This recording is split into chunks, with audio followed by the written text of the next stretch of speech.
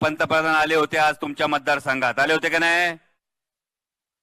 पंतप्रधानांच्या काही गोष्टी ऐकायच्या असतात.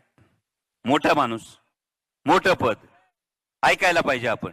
पण काय ऐकायचं? माननीय पंतप्रधानांनी सांगितलं होतं 2014ला मतदानाला जात असताना गॅस सिलेंडरला नमस्कार करून जा. सांगितलं होतं की नाही पत्रकार बांधवांनो? आता 20 तारखेला जाताना 3दा नमस्कार करायला लागेल. 400चा 1200 झाला तर 3दा नमस्कार करून जावं लागेल. त्यामुळे गॅस सिलेंडरला नमस्कार करून जा. 2 कोटी रोजगार जे देणार होते त्या 2 कोटी रोजगाराच्या ऐवजी आपल्या कुटुंबातला, आपल्या नात्यागोत्यातला, आपल्या शेजार पाजारचा जो कोण बेरोजगार पोरगा असेल ना त्याच्या चिंतेचे भाव त्याच्या चेहऱ्यावरचे बघून जा. महागाईनं होरपळलेल्या आपल्या माता भगिनीला एकदा विचारून जा आणि मत टाकायला जा.